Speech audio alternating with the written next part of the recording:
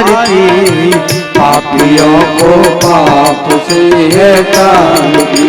ये अमर ग्रंथ, ये मुक्ति पंथ, ये पंचम वेद निराला, नवज्योति जगाने वाला। ये अमर ग्रंथ, ये मुक्ति पंथ, ये पंचम वेद निराला, नवज्योति जगाने वाला। हरि नाम यही, हरि ध्यान यही, हरि नाम यही, हरि ध्यान यही, हरि नाम यही, हरि ध्यान यही, हरि नाम यही, हरि ध्यान यही। जग के मंगल की आरती, पापियों को पाप से हटाती। भागवत भगवान की है आरती, पापियों को पाप से तारती। ये शांति गीत पावन पुनीत, पापों को मिटाने वाला, ओ हर तरह कराने वाला। ये शांति गीत पावन पुनीत, पापों को मिटाने वाला, हरिदर्श कराने वाला। ये सुख करनी, ये दुख हरनी, ये सुख करनी, ये दुख हरनी, ये सुख करनी, ये दुख हरनी, ये सुख करनी, ये दुख हरनी। श्री मधुसूदन की आरती, पापियों को पाप से हटाती। श्री भागवत भगवान की है आरती, पापियों को पाप से तारती। हे मधुर बोल जगपंथी खोल, सत्य मार्ग बताने वाला, वो बिगड़ी को बनाने वाला। ये मधुर बोल जगपंथ खोल, सन्मार्ग दिखाने वाला, बिगड़ी को बनाने वाला। श्री राम यही, घनश्याम यही, श्री राम यही, घनश्याम यही, ओ घनश्याम यही, श्री राम यही, घनश्याम यही, श्री राम यही। प्रभु की महिमा की आरती, पापियों को पाप से हटाती।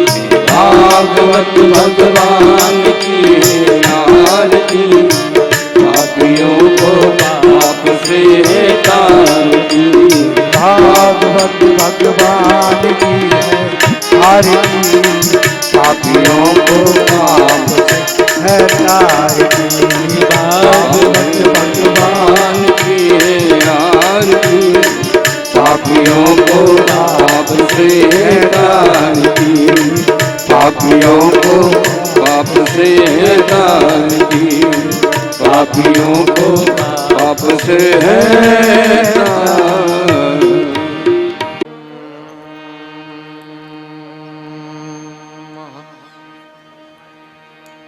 स्वस्ति श्रीमन्महागणाधिपतये नमः।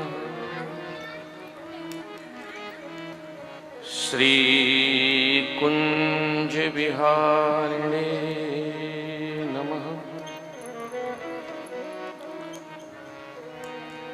श्रीजानकीवल्लभो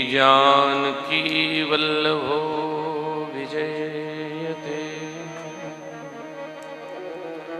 लक्ष्मीकान्तं विजयते।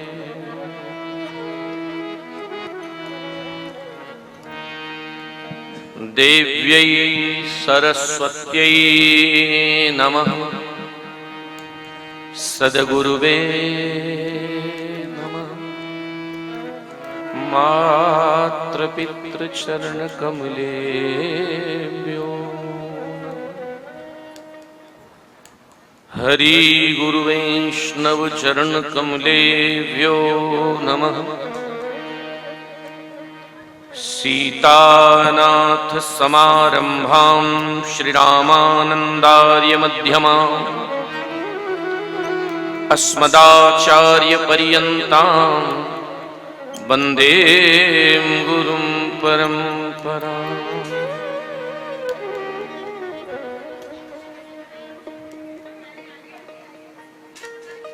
बंसी विभूषित करार नवनीर दाभा पीताम्बराधर बिम्बफला धरो पुण्येन्दु सुंदर मुखा दरबिंदु नेत्रा कृष्णात् परं किमपि तत्त्वमहं न जाने। कृष्णाय वासुदेवाय हरे परमात्मने प्रणतक्लेशनाशाय गोविन्दाय नमो। बरहापीडं नटबरवपुः कर्णयो कर्णिकार बिभ्रहनवाशकनककपिशं वैजन्तीं च माला रन्ध्रानवेणोधरसुधया पूरयन् गोपवृन्दैः वृन्दारण्यं शुपदरमणं प्राविशद्गीतकी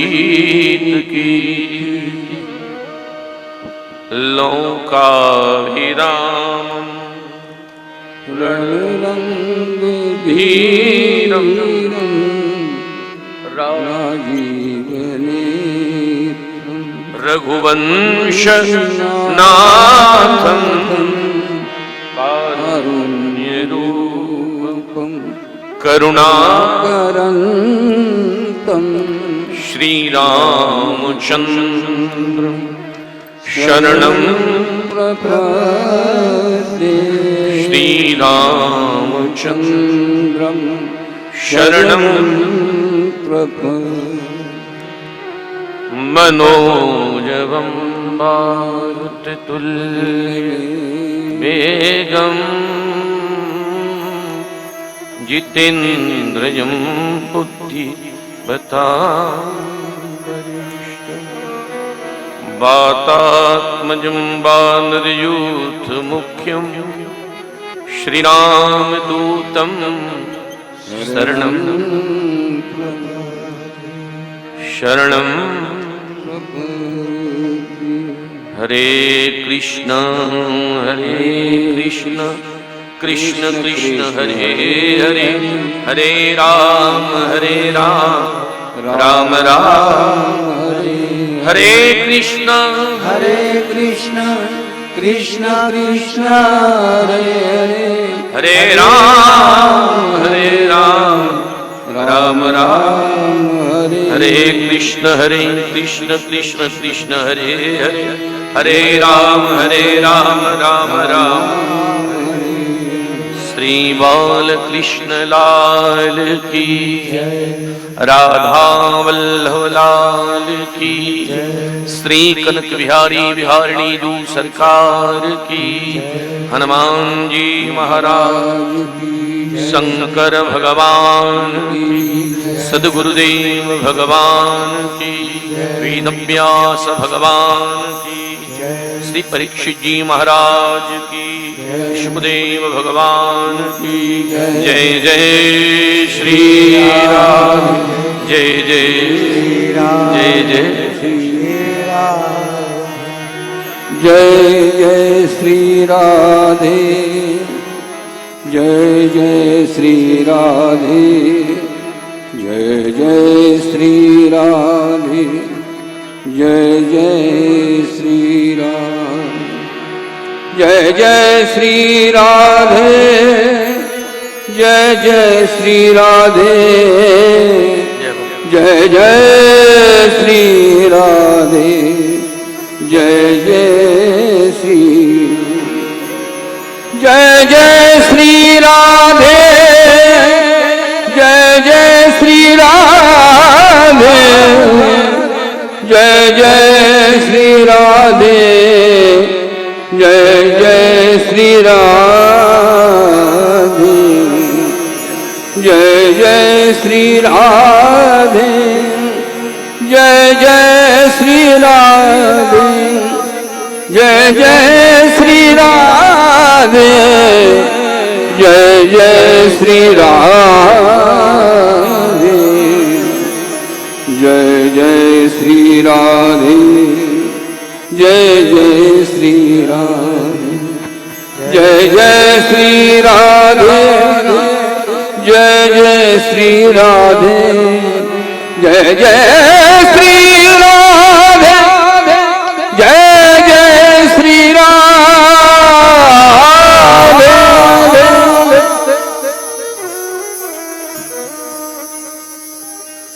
निकुंज में विराज घनश्याम राधे राधे, निकुंज में विराज घनश्याम श्री राधे कुंज में विराजे घनश्याम राधे राधे, निकुंज में विराज घनश्याम राधे राधे, निकुंज में विराज घनश्याम राधे राधे। श्याम राधे राधे घनश्याम राधे राधे, श्याम राधे राधे घनश्याम राधे राधे, श्याम राधे राधे घनश्याम राधे राधे, श्याम राधे राधे घनश्याम राधे राधे, निकुंज में विराज घनश्याम राधे राधे।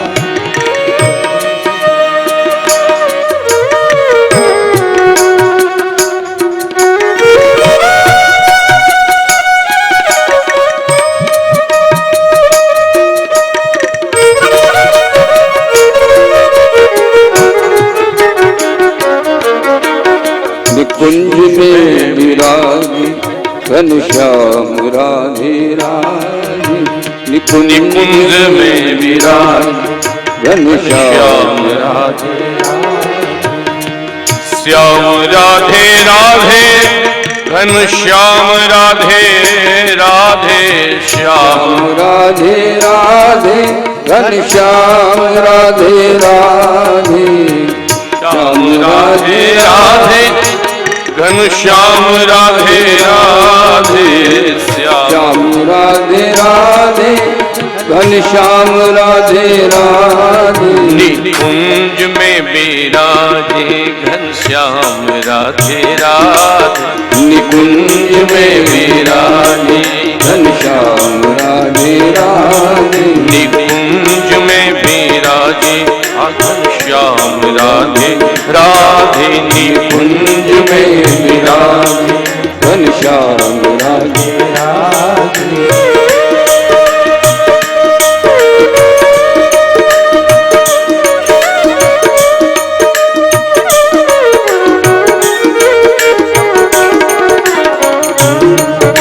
निकुंज में विराजे घनश्याम राधे राधे, निकुंज में विराजे घनश्याम राधे राधे। नारायणं नमस्कृत्य नरं चैवं नरोत्तमं देवीं सरस्वतीं व्यासं ततो जयमुदीरये। मूकं करोति वाचालं पङ्गुं लङ्घयते यत्कृपात्वहं वन्दे परमानन्द माधवम्। श्री भक्ति भक्त भगवंत गुरु चतुर्नाम बपुए, इनके पद बंदन किए नाशई बिघ्न। शरण बिहारी की गहो जपो बिहारी नाम, दरस बिहारी के करो बसो बिहारी धाम। श्री बांके बिहारी लाल की जय। जगत नियंता जगदीश्वर भगवान युगल सरकार का आश्रय लेते हुए श्रीमद् भागवत के दिव्य अनुष्ठान के तृतीय दिवस में अपने आप को ठाकुर जी को समर्पित करते हुए वैष्णवी गुरु परंपरा को प्रणाम करते हुए और यहां विराजित सर्वप्रथम हमारे संत समाज, इनको बहुत बहुत वंदन करते हुए, क्योंकि कथा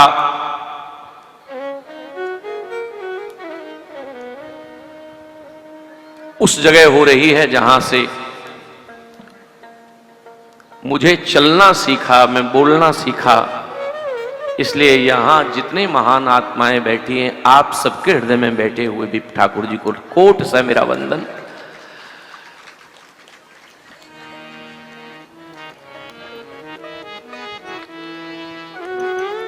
मैं यजमान परिवार के भाग्य की सराहना किन शब्दों में करूं?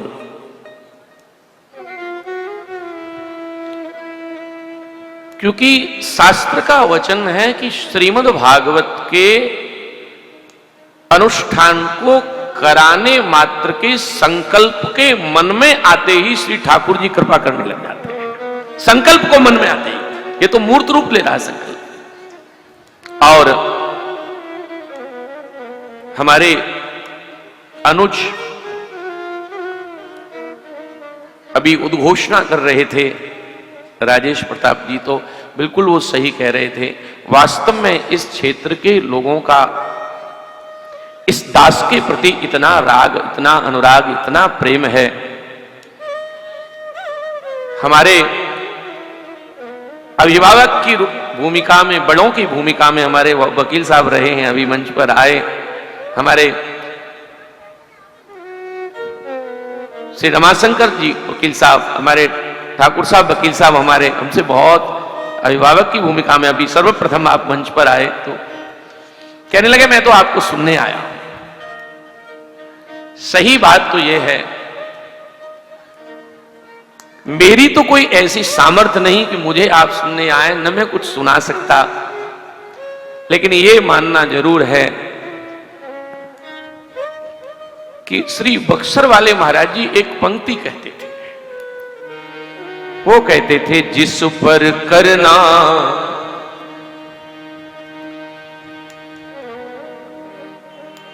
मुझे बहुत अच्छी वो पंक्ति लगती। वो कहते थे, जिस पर करना वो चाहे जब अपनी कृपा,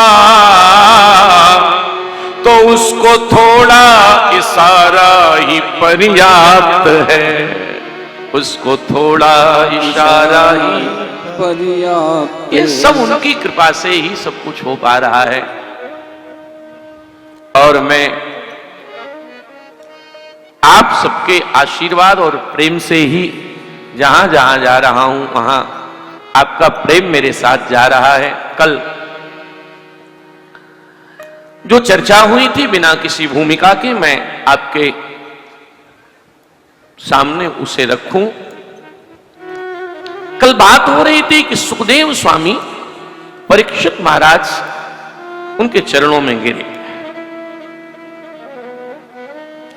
श्रीमद् भागवत सुनने जैसी चीज है, इसलिए उसको बहुत, और मैं तो लोगों को कहता हूं कि आप 3 घंटे पधारो, उसमें 1 घंटे सुनो तो भी काम चलेगा, पर जितना सुनो ईमानदारी से सुनो।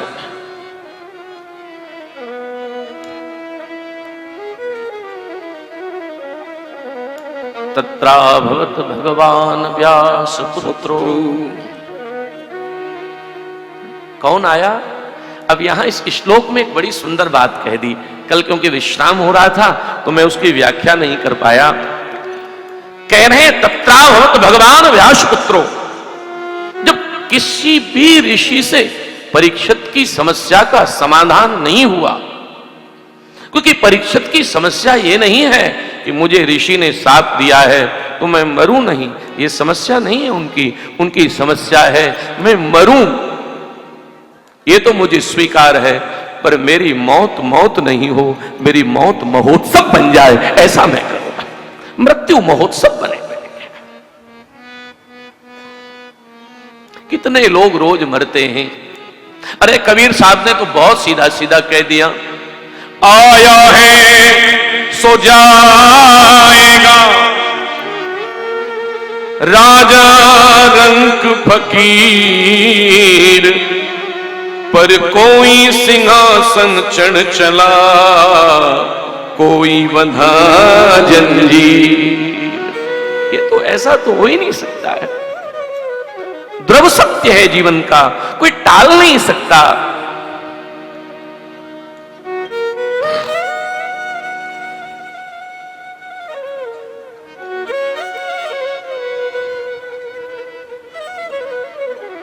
अब यहां देखो विचारणीय बात क्या है, इस श्लोक में लिखा है तत्रा भवत भगवान व्यास पुत्रो, व्यास जी के पुत्र सुखदेव जी पधारे। जब किसी से समस्या का समाधान नहीं हुआ तो 16 वर्ष के सुखदेव जी पधारे। कितने वर्ष के? 16 वर्ष के। पर यहां श्रीमद् भागवत में सुखदेव जी को 16 वर्ष का नहीं कहा, कितना कहा? अष्ट अष्ट। बोले 8-8 वर्ष 2 बार मिला दो, ऐसे सुखदेव जी पधारे। इसका क्या भाव रहा? 8-8 भी तो 16 होते हैं। पर वाह, यही तो सनातन धर्म के महापुरुषों का चिंतन है। वे बताना चाहते हैं कि 16 वर्ष के नहीं तो 8-8 वर्ष के सुखदेव जी आए। बोले इसका भाव क्या है? बोले 16 वर्ष का बालक होता है ना तो उसमें काम विकार आ जाता है, इसलिए 16 के नहीं कहा, 8-8 वर्ष 2 बार मिला, क्योंकि इनमें विकार नहीं है। ये वही सुखदेव जी हैं जो घर से भाग कर गए थे तो देवांगनाएं एक सरोवर में स्नान कर रही थी बिना वस्त्र के, और ये सुखदेव जी 16 वर्ष के वहां से निकले तो देवांगनाओं ने अपने शरीर पर कपड़ा नहीं डाला, लेकिन इनके पिताजी जिनकी जटाओं में चिड़ियों के घोंसले हैं, सुखदेव परीक्षित जी, वो जब निकले तो देवांगनाओं ने कपड़े लपेटे तो हमारे व्यास जी ने कहा शर्म नहीं आती, नाटक कर रही हो? जवान लड़का गया तब कपड़ा नहीं डाला, और मैं बूढ़ा आदमी जा रहा हूं तो मैं तो अब तो मुझे ढंग से दिखता भी नहीं। तब उन अफसराओं ने कहा कि सरकार यही तो भेद है, आपके बेटे को अभी स्त्री और पुरुष का भेद ही पता नहीं, और तुम्हें इस आयु में भी पता है कि स्त्रियां स्नान कर रही हैं, यही भेद है। इसलिए भागवतकार ने कहा तत्रा भवत भगवान व्यास पुत्रो। कौन आया? बोले व्यास के पुत्र के रूप में। इसमें भगवान शब्द का लगाने का अर्थ ही यही है। बोले कोई और नहीं आया, स्वयं भगवान श्री बांके बिहारी आए सुखदेव जीवन के। बोले कैसे आए? बोले जब मां के गर्भ में परीक्षित जी को प्राण जा रहे थे, और मां के गर्भ में जब परीक्षित जी को ये अश्वत्थामा ने महाराज जब ब्रह्मास्त्र चलाया तो उस ब्रह्मास्त्र से जब उन्होंने रक्षा कर ली और परीक्षित को बचाया तो उन्होंने कहा जब मैंने ब्रह्मास्त्र से रक्षा की तो आज ऋषि के बाणास्त्र से भी मैं ही रक्षा करूंगा। इसलिए स्वयं सुखदेव भगवान पधारे।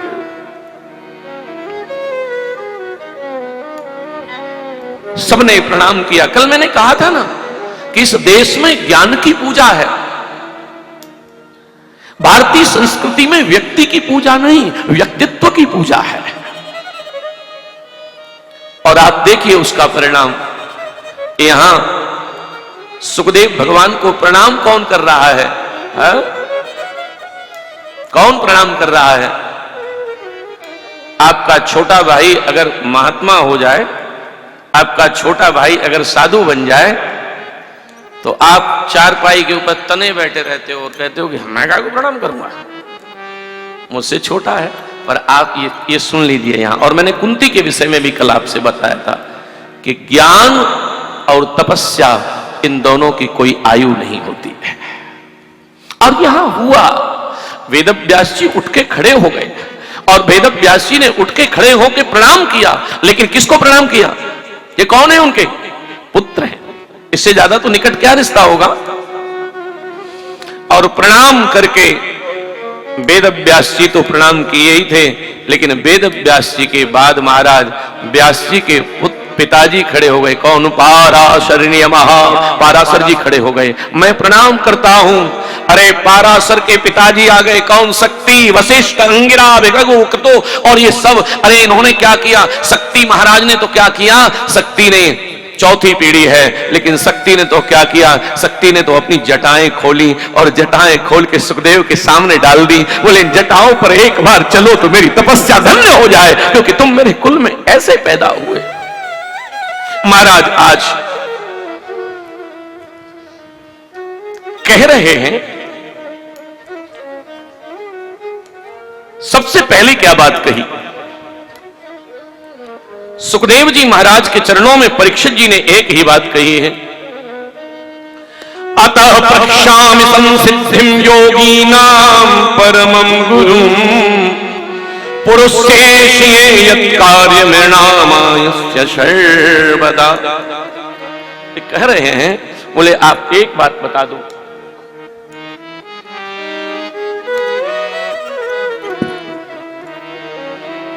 योगिनां परमं गुरु।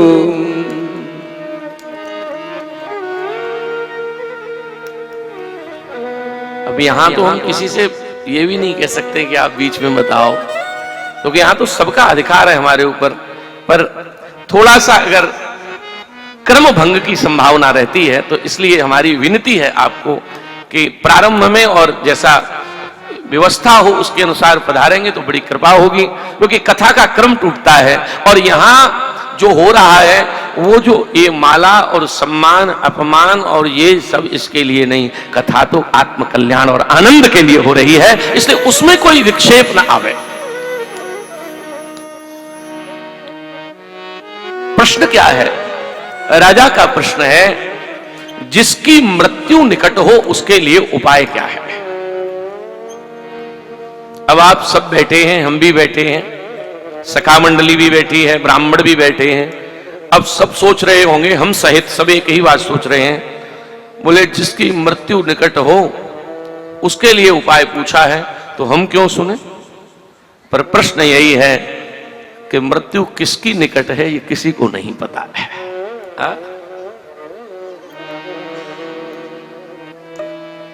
इसलिए प्यारे बहुत सावधान।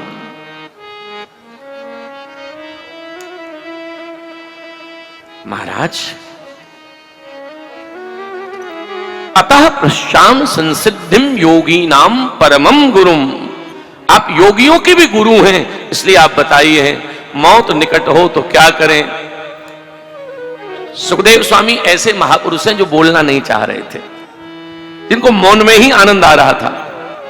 अभी मैं जहां से परसों कथा कह के आया हूं तो वो स्वामी जी 20 वर्ष मौन रहे। तो अभी मैं एक दिन उनके चरणों में बैठा था, 110 वर्ष की आयु। तो मैंने उनको चिल्ला के कहा, कम सुनते थे, मैंने कहा सरकार कितने साल मौन रहे। बोले 20 वर्ष। और फिर वो हंस गए। मैंने कहा, बोले आपको आगे की बात बताएं क्या। बोले 20 वर्ष मौन रहे और 3 मंजिल के आश्रम पर बैठे हुए थे। तो आश्रम की बाउंड्री पर ऊपर बैठे 3 मंजिल पर 20 वर्ष मौन रहे। सो जो आए उसे हम ये बताएं कि हम 20 वर्ष मौन रहे हैं, ये सबको बताएं। बोले उसी समय पता नहीं क्या हुआ, थोड़ी नींद आ गई तो 3 मंजिल से ऊपर से गिरे और हमारी 8 पसली टूट गई। और आपको बताने में हमें आनंद हो रहा है। मैंने कहा महाराज जी फिर। बोले फिर क्या, हम नीचे गिरे, पसली टूटी, अस्पताल ले गए लड़के। शिष्यों ने कहा महाराज जी पसली टूट गई, जुड़वाएंगे। हमने कहा कि नहीं, इन्हें टूटी रहनी दो, जुड़वानी नहीं है। ले क्यों। बोले हमें अभिमान हो गया था कि हमने बड़ी तपस्या की, सो भगवान ने हमें धक्का मार दिया। और आपको विश्वास दिला रहा हूं, पसली टूटे हुए भी 15 वर्ष हो गई, उन्होंने जुड़वाई नहीं अभी तक। मैंने कहा महाराज जी कैसे। बोले जुड़ गई होंगी। प्यारे ये जो हिंदुस्तान है ना, इसमें दिखाई देने वाले तो बहुत आपको देते हैं संत मंत, लेकिन कुछ बन के फूल हैं जिन तक कोई पहुंच नहीं पाता, जो इस झूठी प्रशंसा से दूर रहते हैं। तो सुखदेव भगवान बोलना नहीं चाहते। उन्होंने सोचा मैं क्यों बोलूं, क्या फायदा बोलने में। लेकिन कितना भी कोई महापुरुष हो, बोलने का मन नहीं हो, लेकिन जब सामने कोई पात्र हो अच्छा तो बोलना पड़ता है। इसलिए सुखदेव भगवान कहते हैं, बरिया ने सुते प्रश्न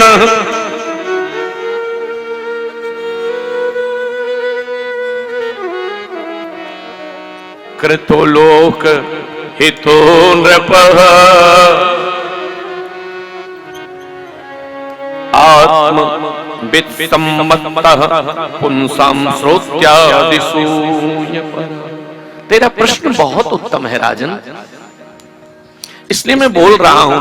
तूने पूछा है कि मरने वाले को सबसे पहले क्या करना चाहिए, तो मैं बता रहा हूं। सबसे पहला एक ही उपाय है, मृत्यु निकट हो क्या उपाय है? बोले सबसे पहला एक उपाय है, श्वास श्वास पे कृष्ण भज वृथा श्वास मत खोए, ना जाने से श्वास का आवन हो ही। सबसे पहला उपाय है, एक श्वास को भी खाली नहीं जाने देना, माला चलती रहे। और जिनको माला का अभ्यास न हो, कई लोग देखो, हमारे एक संत ने बड़ी अच्छी बात कही, ये माला जो हाथ में रहती है, तो एक संत ने बहुत बढ़िया बात कही, वो ये माला हाथ में रखो। तो दूसरे महात्मा बोले माला तो बड़ा बेकार चीज है। बोले क्यों? बोले माला लोग रखते हैं लेकिन गड़बड़ होती है। बोले क्या? बोले कबीर साहब कुछ समझाते थे, कबीर साहब ने इस माला के लिए मना किया है। क्या कहा है उन्होंने? दोहा आप जानते हैं,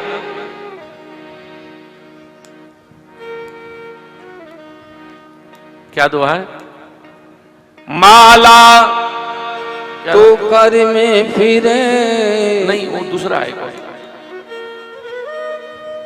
माला फेरत जुग भया गया, कह रहे तो वो भी सही है। एक और दो है बिल्कुल। गयान मन का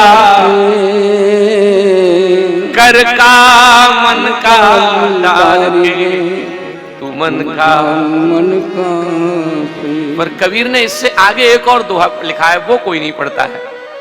कबीर कहते हैं, माया मन से माला मन से लड़ पड़ी, क्यों फेंकत है मोए, बिना शस्त्र के सूरमा तो युद्ध कहां से हो।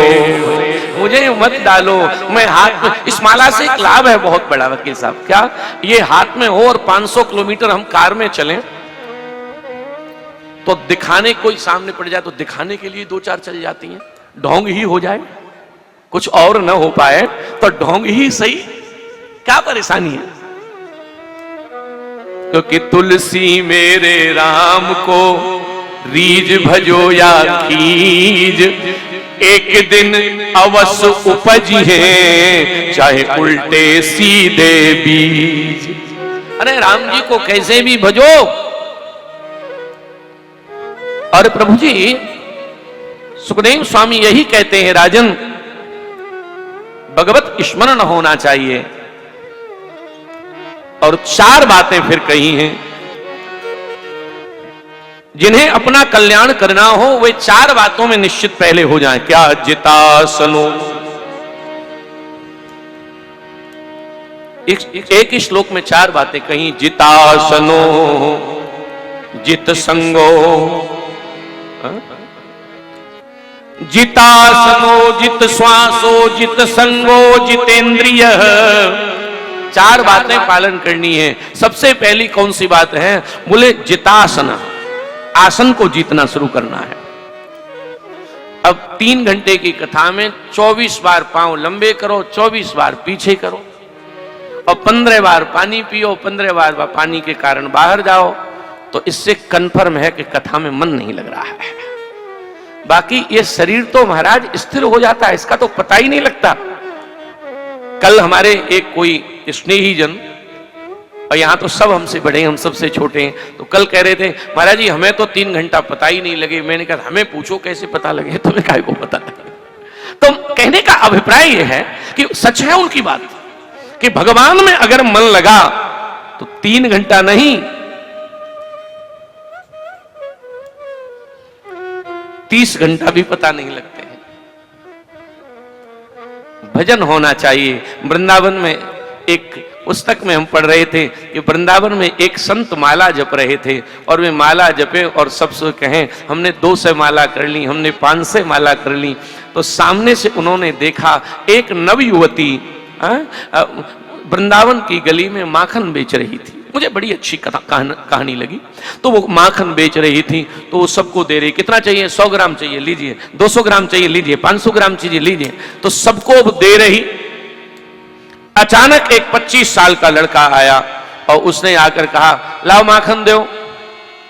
तो उसने ये नहीं कहा 200 ग्राम दो कि 100 ग्राम दो, उसने सीधा कहा माखन दो। तो उसने बड़ा सा लोना लिया, ले। फिर उसने वो खाया, और दो और ले। तो वो महात्मा माला जपते जपते देख रहे थे, तो उन महात्मा जी ने धीरे से कहा क्यों री छोरी एक बात बताएगी। बोले क्या है? बोले सबको तो तौल तौल के दे रही है, इसे तौल नहीं रही, इसके लिए क्या बात है? तो उसने आंख में आंसू भर के कहा बाबा मैं इससे मोहब्बत करती हूँ, प्रेम करती हूँ, और प्रेम में नाप तौल नहीं होती। साधु ने माला फेंक दी, बोले आज से हम भी नाप तौल नहीं करेंगे, दिन भर जपेंगे। श्वास श्वास पे कृष्ण भज, वृथा श्वास मत खो, ना जाने इस सांस को आवन हो कि न हो। निवेदन ये करना है प्रेमियों कि पहली चीज है, मैं व्याख्या ज्यादा करूंगा तो ज्यादा टाइम लग जाएगा और मुझे आज आगे तक थोड़ा पहुंचना है। तो जितासनो, पहली चीज है आसन जीतना है, और दूसरा जित श्वास हो, फिर प्राणायाम करना है, श्वास को जीतना है, और तब तीसरी चीज क्या है? जित संगो, फिर संग कैसा हो। संग का बड़ा महत्व है। माताएं इतने प्रेम से कथा सुन रही हैं, लेकिन अगर कोई गलत टेस्ट की माता पास बैठ गई, गलत टेस्ट का मतलब उसका टेस्ट कथा में नहीं हो, आपके पास बैठ जाए, तो आपको 5 बजे तक कथा नहीं सुनने देगी। अच्छा आप कब आई? बहुत दिन बाद मिली हो। और ये केवल माताओं पे नहीं, पुरुषों पे भी लागू है। जिसका मन कथा में नहीं लगे वो क्या कहेगा पता है आपको? जिसका मन कथा में नहीं लगेगा, कथा तो सही है लेकिन इतनी दूर कराने की क्या जरूरत थी, थोड़ी अंदर की तरफ होती। वैसे सब कुछ अच्छा है, गर्मी के टाइम पे नहीं करानी थी। 5 बजे तक वो आपको कुछ न कुछ बोलता ही रहेगा। इसलिए शास्त्र ने कहा है छाणे मन हरि विमुखन को संग। जे भगवान के शरणागत नहीं हो, जिन्हें ठाकुर जी से प्रेम न हो, उनके पास एक क्षण भी नहीं बैठना है।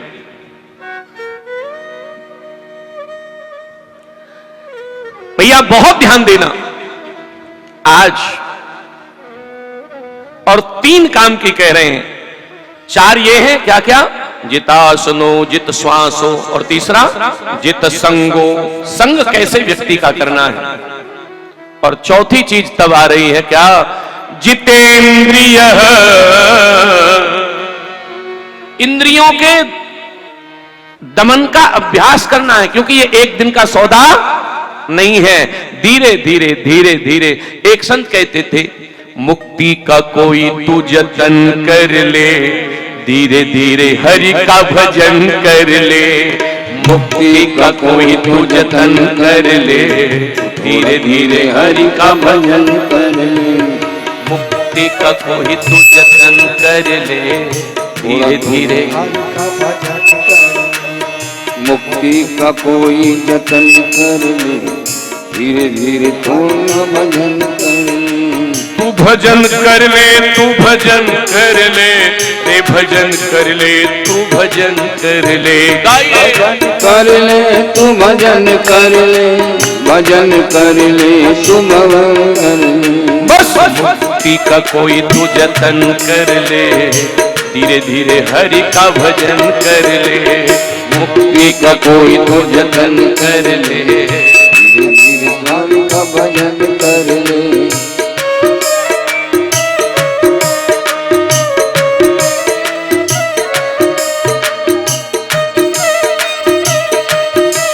एक बार प्रेम से कहो श्री राधे।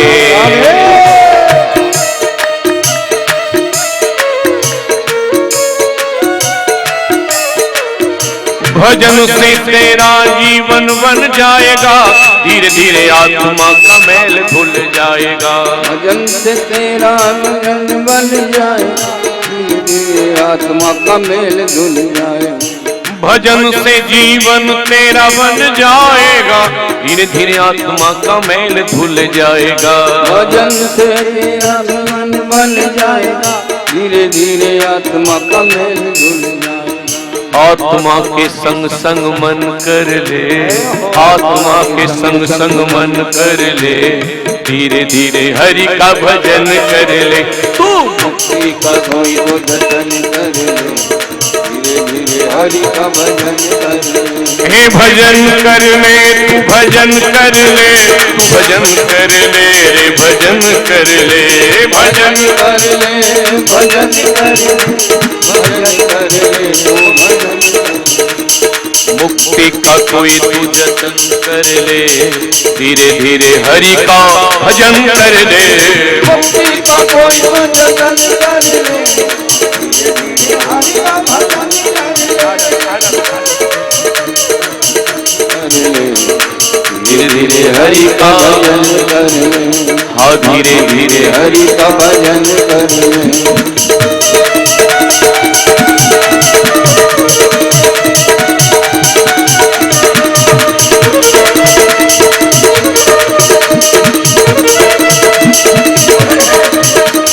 मुक्ति का कोई तो जतन कर ले, धीरे धीरे हरि का भजन कर ले। मुक्ति का कोई तो जतन कर ले, धीरे धीरे हरि का भजन कर ले। ओ धीरे धीरे हरि का भजन कर ले, ओ धीरे धीरे हरि का भजन कर ले। तू धीरे धीरे हरि का भजन कर ले। राम जी, तो इंद्रियों का संयम और चौथी चीज, तीसरी चीज संग और चौथी है संयम। ये चार चीज होगी तो राजन भागवत में मन लगेगा। और संसार में राजन कुछ भी नहीं था, सुखदेव स्वामी कह रहे हैं। और 4 श्लोक की, चतुश्लोक की श्रीमद् भागवत सुना रहे हैं। कह रहे हैं राजन इस संसार में परमात्मा से पहले भी कुछ नहीं था और इसके अंत में भी कुछ नहीं बचता है। और 4 श्लोक जो भागवत के, जिनके व्यास जी ने 18,000 बनाए, उनको कह रहे हैं अहमेवासमेवाग्रे नान्यत् यत्सत्परं पश्चादहं यते तच्चयो वसिष्येत सोऽस्यहं प्रतीयेत प्रतीयेत न प्रतीयेत चात्मनि तद्विद्यादात्मानो मायां यथा भासो यथा तमः यथा महान्ति भूतानि भूतेषु चावचेष्वनु प्रविष्टानि प्रविष्टानि तथा तेषु तेतम् एतावदेव जिज्ञासयं तत्त्वजिज्ञासुनात्मनः अन्वैतिरेकाभ्याम यच्चत्वर्ष सर्वदा। ये 4 श्लोक भागवत के, इन्हीं से 18,000 श्लोक बने हैं। अहमेवासमेवाग्रे, मुझसे पहले कुछ था नहीं। प्रभु कहते हैं, ये बात किससे? ब्रह्मा जी से भगवान नारायण ने कही, मुझसे पहले संसार में कुछ भी नहीं था।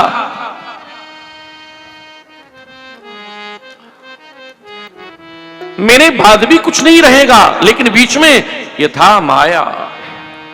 माया आती है और जीव फंस जाता है। चतुश्लोकी भागवत का वर्णन किया है। और सुखदेव स्वामी ने एक और बात कही, राजन ये संसार भजन करने वाले के लिए सबसे अच्छी बात क्या है? बोले इस पूरे संसार को भजनानंदी प्रभु का रूप ही देखता है। प्रभु के रूप के अलावा उसके लिए कुछ और नहीं है।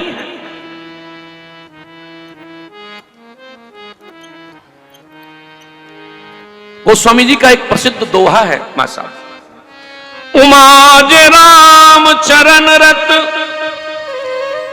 विगत काम मद क्रोध, निज प्रभु मैं देखूं जगत तो के सन करम विरोध। मैं किसका विरोध करूं? सब जगह तो ठाकुर जी। एक बहुत बड़े भक्त हुए, आपने नाम सुना, नामदेव जी महाराज। कितनी निष्ठा थी उनकी महाराज, कितनी भगवत निष्ठा थी। नामदेव जी महाराष्ट्र में एक जगह पधारे तो एक गांव में उन्होंने विश्राम किया। और जब उन्होंने विश्राम किया तो गांव वालों ने, थोड़े गांव में विनोदी लोग होते हैं, मजाक करने वाले होते हैं, तो नामदेव जी ने कहा हमें आपके गांव में रात में विश्राम करना है। तो मजाक करने वाले लोगों ने कहा कि करो। तो नामदेव जी ने कहा कि किसी के यहां हमारे भोजन की, पहले हम जब छोटे थे ना गांव में, तो अब तो हमें पता नहीं, पर एक हमारे गांव में महात्मा जी थे, वो सबसे माता जी जो कहते थे, तो वो सबसे माता जी कहते थे। नारखी में और हमारे गांव में रहते थे वो। कई बार उनका झगड़ा, क्योंकि कोई बिटिया हो उसको भी कहे माता जी, बाद में तो उनका नाम ही माता जी पड़ गया था। हमारे बचपन की बात है। तो महाराज उन्होंने कहा कि रुकने की जगह, तो देखो प्राणी मात्र में प्रभु का दर्शन, ये नामदेव जी का चरित्र। क्या बोले, नामदेव जी को एक मकान में ठहराया गांव वालों ने। अब गांव वाले मजाक करने वाले थे, तो धीरे से कहते हैं एक काम करो। बोले क्या, उस घर में ठहरा दो। दो चार बुजुर्ग थे, उन्होंने कहा कि उस घर में रहने दो। गांव वाले बोले नहीं, उसी में ठहराओ। तो एक आदमी ने धीरे से पूछा कि उस घर का मतलब? तो गांव के एक आदमी ने कहा कि जिस घर की ये बात कर रहे हैं ना, उस घर में एक प्रेत रहता है, भूत रहता है, और जो उस घर में आज तक सोया वो मरा ही मिलता है। तो उस घर में नामदेव जी को सुला रहे हैं। तो गांव वाले क्या कह रहे हैं पता है? बोले महात्मा सच्चे होंगे तो सुबह मिलेंगे, और झूठे भय तो झूठे महात्मा की जरूरत ही क्या है। पर नामदेव जी को कुछ नहीं पता है। नाभाजी भक्तमाल में लिखते हैं, नामदेव जी उस मकान में ठहरे, रात्रि को प्रसाद भोजन सुपाकी थे, भोजन बनाया और महाराज थाली में भोजन रखा, और आंख बंद करके नामदेव जी ने जो कहा, तुदीयम वस्तु गोविंदा तुभ्यमेव समर्पये। आओ ठाकुर जी भोग लगाओ। अब भगवान तो आ नहीं पाए, वो भूत का उसी समय आने का टाइम था। तो वो भूत सामने आया, तो उसकी लंबाई 8-10 फुट थी। ये हम अपनी ओर से नहीं, शास्त्र की बात है।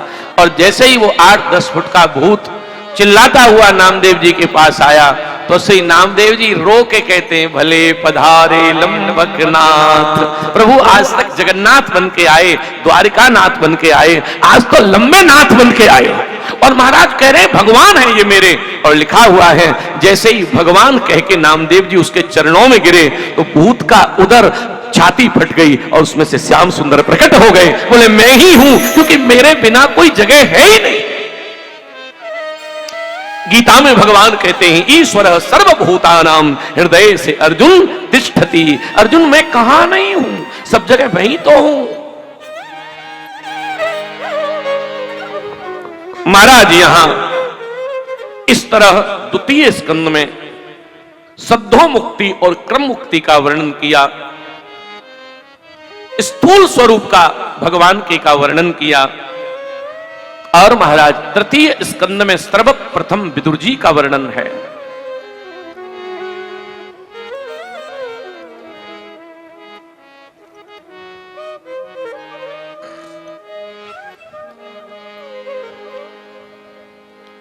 तृतीय स्कंद में विदुर जी का वर्णन है। और ये व्यवस्था भी एक बार ही कर दीजिए, दिन में एक बार हो जाए। हर समय चलेगी तो डिस्टरबेंस हो जाएगा इससे। हाँ? श्री हरि शरणम हरि शरणम हरि शरणम हरि शरणम। तो प्रभु जी, महाराज जी यहां विदुर जी का वर्णन आया। परीक्षित जी ने पूछ लिया सुखदेव स्वामी से, जैसे ही सृष्टि विषयक प्रश्न किया, सृष्टि के बारे में जैसे ही पूछा, तो परीक्षित जी से सुखदेव स्वामी ने कहा, राजन ऐसा ही प्रश्न तेरे दादा विदुर जी ने मैत्रेय मुनि से किया था। राजा ने बीच में पूछ लिया, ये विदुर कौन है? बोले ये विदुर परमात्मा के लाडले हैं। विदुर बहुत प्रिय हैं। और विदुर जी का चरित्र कहते हुए कहते हैं, यदा तु राजा सुसुतान साधुन पुष्णान्न धर्मेण विनस्त्रदृष्टि। क्या हुआ? बोले ये विदुर जी तुम्हारे ही दादा थे, लेकिन ये ज्यादा सज्जन थे। और एक आप सब आप सबके लिए भी एक बात है क्या, ज्यादा सज्जन आदमी हो, ज्यादा भजन करने वाला हो, तो वो परिवार में फिट नहीं बैठ पाता।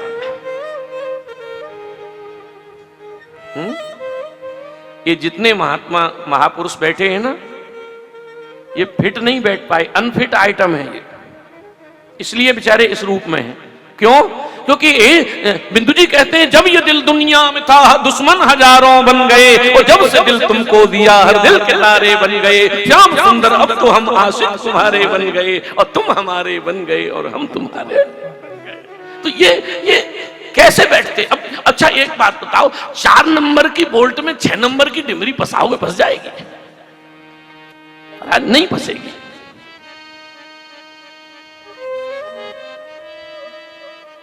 पर आज ये अनुभव करते होंगे कि क्या आनंद मिल रहा है। उदासीन हो आप? हाँ, तो ये काले कपड़े वाले बाबा जो बैठे हैं, काले कपड़े वाले उदासीन होते हैं, इसलिए मैंने कहा। तो देखो कितने मस्त हो रहे हैं।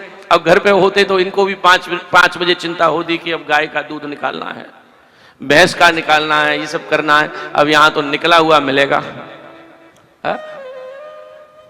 इसलिए राम कबीर साहब कहते हैं जो सुख पायो मैंने राम भजन में, सो सुख ना है अमीरी में, मन लागो मेरो यार फकीरी, मन लागो मेरो फकीरी में। एक दूसरे बाबा वैष्णव बैठे हुए हैं, श्री रामानंदी, हमारे संप्रदाय के हैं।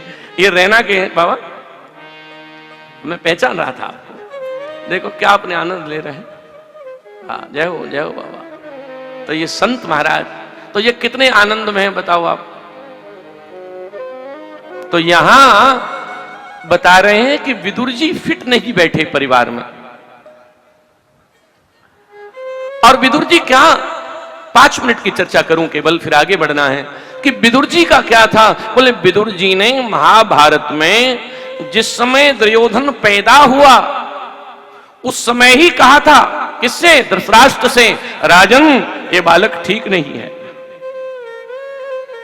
लेकिन बालक तो सबको अच्छा लगता है अपना, लेकिन जब और बड़ा हुआ और जब उसके कुकृत्य बढ़ने लगे तो बहुत बढ़िया बात विदुर जी ने कही।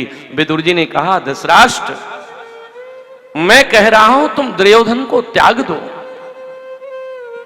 धृतराष्ट्र कहता है कि मैं नहीं त्याग पाऊंगा, वो मेरा पुत्र है। तो उदाहरण कितना बढ़िया दे रहे हैं। वे कह रहे हैं धृतराष्ट्र शरीर के किसी अंग में सेप्टिक हो जाए तो उस अंग को कटा देने में ही श्रेष्ठता है, नहीं तो पूरा शरीर गल जाएगा। इसलिए ये सेप्टिक वाला है। कौन? दुर्योधन। इसे हटा दो।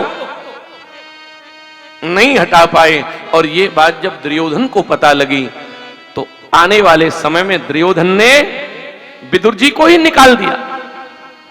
महाराज पूज्य डोंगरे बाबा कहते थे स्वामी जी कि 12 वर्ष कोई लगातार भजन करे तो श्री ठाकुर जी की अनुभूति होने लग जाती है। 12 वर्ष। लेकिन वो भजन ऐसा नहीं हो कि माला घूम रही है और माला के बीच में बात भी चल रही है। हा? एक संत पधारे महाराज जी, तो वो पैसे नहीं छूते थे और हमारी कथा थी खुर्जा के पास, तो वो हमारे साथ गए। तो उन्होंने पहले ही कह दिया पैसे नहीं छूता हूं। तो अब वो 1-2 जगह हम भोजन पर जाते थे, तो चौहान ठाकुरों का गांव था, तो बड़ा प्रेम करते थे सब, तो हमसे लोग भोजन पर ले जाएं। तो अब वो महाराज जी हमारे साथ एक दिन गए, तो उन्होंने कहा कि सुनो मैं पैसे नहीं छूता हूं। जब छूते नहीं हो तो कोई बात नहीं। जब भोजन हुआ तो भोजन के बाद हमने इशारा कर दिया जो दक्षिणा देने वाला था, मैंने इधर मन लाना, इधर मन लाना। तो उसे सबको दिया, उनको नहीं दिया, तो रूठ गए। तो मैंने कहा महाराज जी आप तो छूते नहीं थे। बोले छूता नहीं हूं, अचला में बांध दिया करो। छूना अलग बात है, अब कब छू रहा हूं, लेकिन तुमने मेरा अपमान करा दिया। मैंने कहा क्यों? मैं जिस भंडारे में जाता हूं कह देता हूं उसमें बांध दो, छूंगा नहीं। मैंने कहा फिर? बोले दुकान वाले से खेलता हूं, लाओ सिगरेट दो, ये खोल लो। तो मैंने कहा पैसे नहीं छूते हो, सिगरेट छू लेते हो। बोले वो अलग बात है। महाराज बड़ी विचित्र स्थिति है, बहुत विचित्र स्थिति है। विदुर जी ने 12 वर्ष भजन किया। जिस दिन अपमान हुआ उसी दिन घर छोड़ा।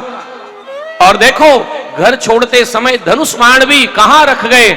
हस्तिनापुर के दरवाजे पर। कितना बड़ा संकेत है! धनुष बाण रखने का अर्थ है, विदुर जी बताना चाहते हैं कि दुर्योधन, तू शंका में मत रहना, मैं धनुष बाण लेकर नहीं जा रहा। तेरे मन में ये भाव आएगा कि शायद ये पांडवों की तरफ से युद्ध न करें, तो ये रखे हैं, मैं केवल गोविंद का भजन करूंगा और कुछ नहीं करूंगा। केले का बगीचा है और केले के बगीचे में पति पत्नी, पत्नी का नाम है सुलभा। मैं एक बार फिर कह रहा हूं, इन विरक्तों के मध्य में कह रहा हूं कि विरक्त होना बहुत अच्छी बात है, साधु बनना बहुत अच्छी बात है, लेकिन अगर गृहस्थी में पति पत्नी दोनों भगवत शरणागत हों तो विरक्त से भी अच्छी गृहस्थी है, पर शरणागत हों दोनों।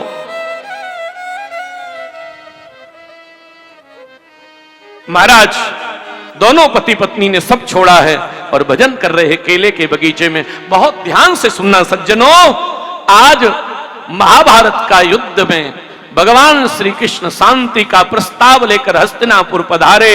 हल्ला हो गया पूरी नगरी में कि आज द्वारिकाधीश आ रहे हैं। विदुर जी को अपने कृष्ण की याद आई कि कृष्ण तो मुझसे बहुत प्रेम करते थे, पर शायद अब द्वारिकाधीश हैं, भूल गए होंगे। कोई नहीं, पत्नी को लेकर लाइन में लगूंगा। पत्नी ने कहा, आप चले जाओ, मैं घर पे हूं। जहां 1000 लोग, 10,000, 50,000, 1 लाख लोग श्री कृष्ण के दर्शन के लिए खड़े थे, उसी भीड़ में एक छड़ी बेंत लिए विदुर जी खड़े हुए हैं और विदुर जी बार बार टकटकी लगाकर अपने गोविंद को निहार रहे हैं। शायद एक बार कृष्ण मेरी ओर अपनी दिव्य दृष्टि डाले, मेरी उनकी नजर मिल जाए, और नजर मिलते ही शायद मुझे पहचान जाएंगे, कहेंगे विदुर चाचा बड़े दिन के बाद मिले। पर महाराज गजब हो गया। क्या? विदुर जी आए। विदुर जी भीड़ में लकड़ी ठोड़ी के नीचे लगा के खड़े हैं। पर कृष्ण को कल भी मैंने कहा था, कृष्ण तो छलिया है। कृष्ण ने जानबूझ के एक भी बार विदुर जी को और नहीं देखा।